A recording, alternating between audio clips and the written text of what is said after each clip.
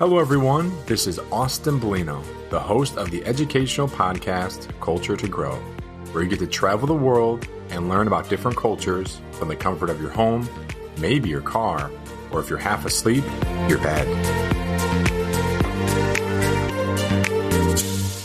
Hello, everyone. This is Austin Bellino, your host to the educational podcast, Culture to Grow. Spring is right around the corner, so I thought it would be a great time to introduce this topic. This episode will focus on childhood games around the world in hopes to take a deeper dive into the topic of culture and its impact. Here in the U.S., I grew up playing games like Duck, Duck, Goose, Freeze Tag, Capture the Flag, and Foursquare. Soon you will learn about 6 different games that are played around the world, which will increase your cultural understanding and appreciation. Get ready to learn, laugh, and be inspired by the power of cultural diversity in the world of childhood games and feed that inner child of yours. Enjoy. Hi guys, my name's Angel and I'm currently studying econ and business. In the US, you mentioned that you guys love to play tag or hide and seek.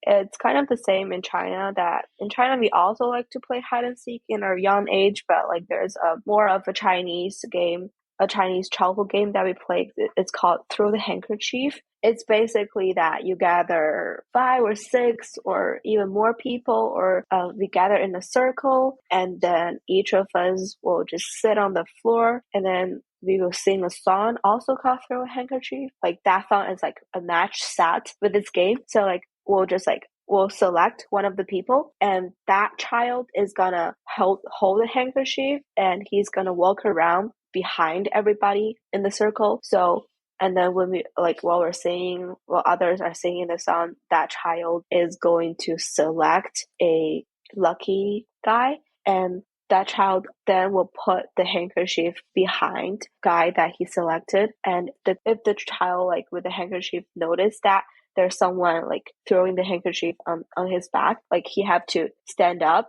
and run to chase the child who give him the handkerchief. And if he didn't catch the child at the end, he will lose, and he or she have to perform a little like trick or a little talent show in the middle of that circle to say that, oh, I'm losing, so I'm performing for you guys.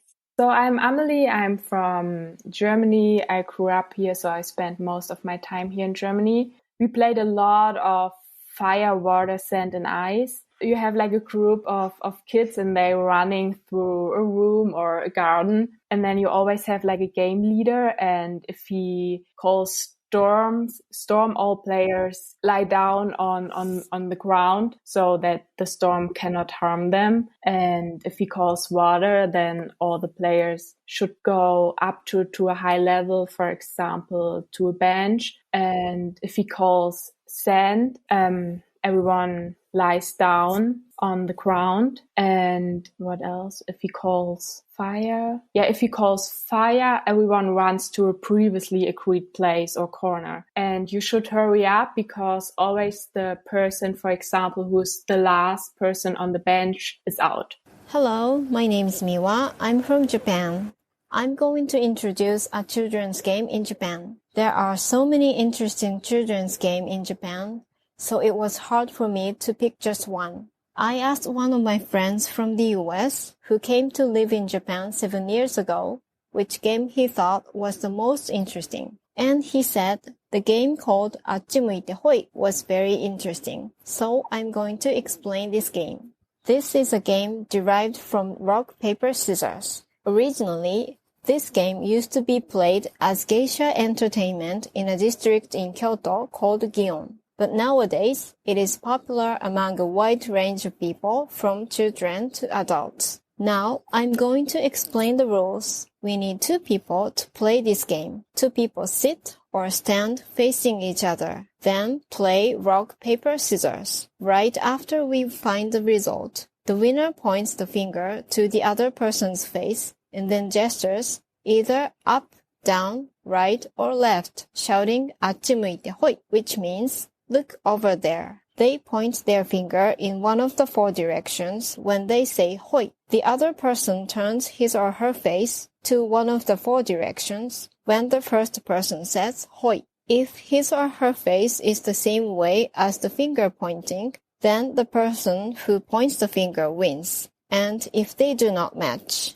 the game starts over from rock, paper, scissors. When you get used to playing this game, it would be more fun to try as fast as you can. Try and have fun. Hi, I'm Andrea Trejo. I'm Mexican. I'm in 10th grade. The one that I think is the most popular in Mexico is La Víbora de la Mar, or the sea snake, which it's like a song, but that's part of the game, where basically two people are assigned as melon or sandia, which are cantuple, or watermelon. They hold hands and raise them in a pyramid form, and the rest of the participants have to form a line by holding onto their shoulders and going through the pyramid as the song goes by. And when the song ends, they trap a person, and that person has to choose either between the cantuple or the watermelon, and they go to the side that they chose. And basically you repeat that until there are no more participants left, and there are two teams that will pull the rope to see who wins. My name is Nur Shafina binti Sukri, and I'm from Malaysia, which is more specific in Kedah.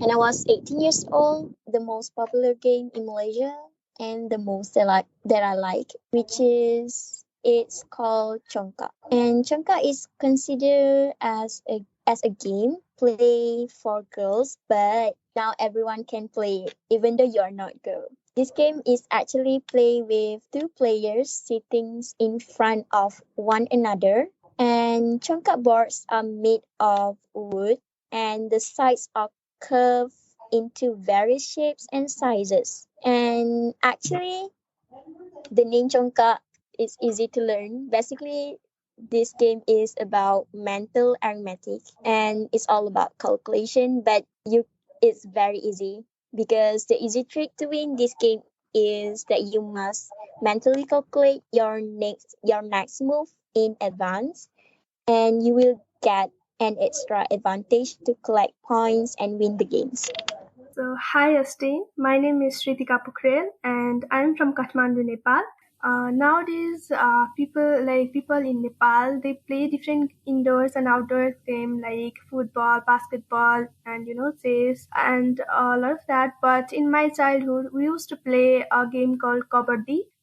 It is a popular game in Nepal, and it is a game played with six members in each team, and the middle line is stretched between these teams. So the main idea of this game is that one participant go into another area and touch one of the participant of the another team and make them die and come safely in their area. So, and these things, they were reciprocated many times. And lastly, those teams which have higher numbers of participants in them, they win. So yeah, this is the game that we used to play a lot. I hope you enjoyed this topic as much as I did. I really believe that playing and learning games from different parts of the world can create a shared experience and bond among people from different cultures and backgrounds. If you have kids or family members with young children, please be sure to share these games with them.